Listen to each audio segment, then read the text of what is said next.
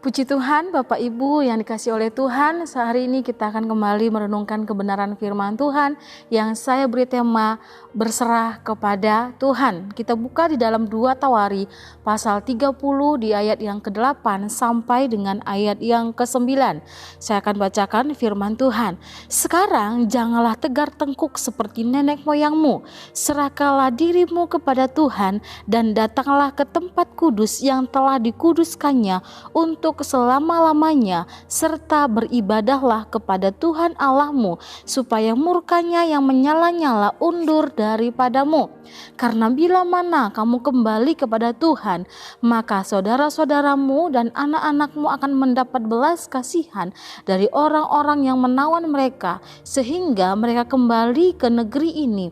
Sebab Tuhan Allahmu pengasih dan penyayang, Ia tidak akan memalingkan wajahnya daripada kamu bila kamu kembali kepadanya.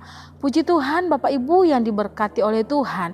Di sini disampaikan adalah seruan dari Raja Hizkia kepada orang-orang Yahudi. Di sana dikatakan berserahlah kepada Tuhan dan datang kembali kepada Tuhan. Berserah berbeda dengan kata menyerah. Berserah adalah kata kerja aktif, sedangkan menyerah adalah kata kerja pasif. Berserah dilakukan dengan iman dan sukarela, sementara menyerah atau pasrah dilakukan karena terpaksa dan putus asa. Objek dari berserah adalah Tuhan, sementara pasrah atau menyerah objeknya adalah situasi atau masalah yang ada. Jadi berserah adalah kata kerja aktif yang bermakna menyerahkan segala sesuatu dengan sukarela kepada Tuhan.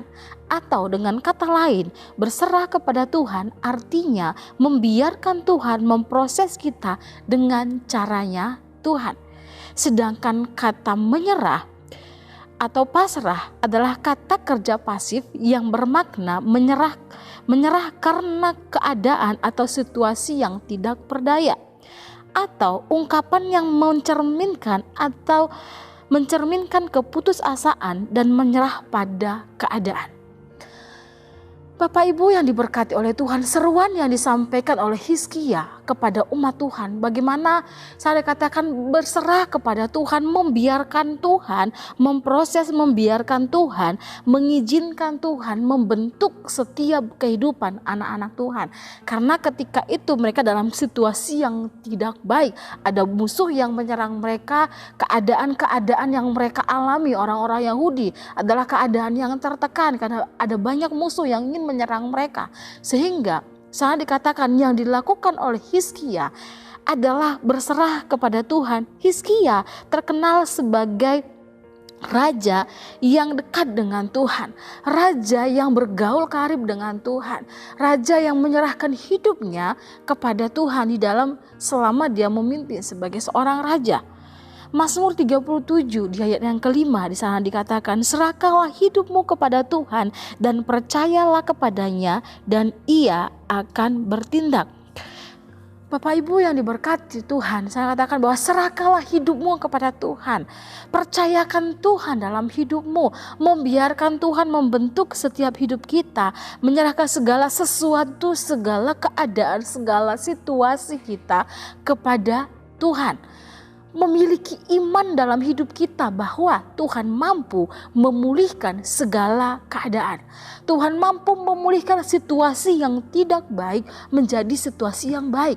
Bahkan situasi yang tidak baik itu pun, kalau kita percaya kepada Tuhan, berserah kepada Tuhan, bukan pasrah dengan keadaan, tidak. Tetapi berserah kepada Tuhan, Tuhan mampu membuat keadaan yang tidak baik, sehingga kita bisa melihat bahwa ada rencana Tuhan yang besar di tengah-tengah setiap masalah yang ada. Dan inilah yang dilihat oleh Hizkia, bahwa situasi yang tidak baik situasi yang tidak baik itu adalah karena mereka menjauh daripada Tuhan, karena mereka tidak lagi beribadah kepada Tuhan, sehingga seruannya adalah berserah kepada Tuhan disertai dengan hidup dalam kekudusan. Yang dilakukan oleh Hizkia adalah dalam ia berserah kepada Allah, dilakukannya dan disertai dengan hidupnya yang kudus, hidupnya yang berkenan kepada Tuhan. Dan juga Raja Hizkia mengajak semua orang Yahudi berserah kepada Tuhan yang disertai dengan pertobatan sejati. Karena dia tahu situasi itu disebabkan oleh karena murka Allah. Karena Allah marah terhadap umatnya. Karena apa? Mereka tidak lagi beribadah, mereka tidak lagi datang kepada Tuhan, tetapi yang mereka lakukan adalah hidup dalam penyembahan berhala. Sehingga Hizkia mengajak, ayo kembali kepada Tuhan. Disertai dengan pertobatan yang sejati, yaitu harus kembali kepadanya dengan kehendak untuk meninggalkan segala dosa dan mengakuinya sebagai Tuhan. Kembali kepadanya dengan maksud yang tulus untuk menaati perintah-perintahnya. Kembali kepadanya dalam penyerahan dan penyembahan dan pelayanan. Kembali kepadanya di dalam doa yang tak terputus-putusnya. Ini kata berserah semuanya serahkan kepada Tuhan, tetapi disertai dengan pertobatan. Datang kepada Tuhan, meninggalkan segala dosa, segala penyembahan berhala, tetapi kembali percaya kepada Tuhan, memiliki ibadah yang benar. Sehingga yang dilakukan oleh Hizkia adalah datang kembali ke rumah Tuhan, datang kembali ke bait Allah. Ayo kita merayakan kembali Paskah. Bahkan saya dikatakan bukan hanya orang Yahudi, tetapi Manasye dan Efraim, orang-orang Israel, suku-suku yang lainnya pun diajak oleh Hizkia. Mari kita kembali datang beribadah kepada Tuhan. Mari berserah kepada Tuhan. Situasi yang tidak baik ini Tuhan bisa membuat yang baik. Bahkan di sana di ayat yang ke-9 tadi jelas di sana katakan, karena bila mana kamu kembali kepada Tuhan, maka saudara-saudaramu dan anak-anakmu akan mendapat belas kasihan dari orang-orang yang menawan mereka, sehingga mereka kembali ke negeri ini. Sebab Tuhan Allahmu mengasihi dan sebab Tuhan Allahmu pengasih dan penyayang. Ia tidak akan memalingkan wajahnya daripada kamu bila kamu kembali kepadanya. Berserah berarti serahkan semuanya, disertai dengan pertobatan. Meninggalkan segala dosa-dosa, menyerah kepada Tuhan. Datang kepada Tuhan dengan tulus ikhlas, datang kepada Tuhan dengan tulus dan menaati, melakukan segala perintah-perintahnya. Mengapa perlu memiliki penyerahan diri kepada Tuhan? Supaya hidup kita sesuai dengan kehendak dan rencananya. Supaya hidup kita sesuai dengan kehendak dan rencananya. Karena kecenderungan manusia selalu mengandalkan diri sendiri. Kecenderungan kita selalu mengandalkan kekuatan kita. Bahkan kita mungkin minta tolong kepada orang lain, mencari pertolongan ke tempat-tempat yang lain.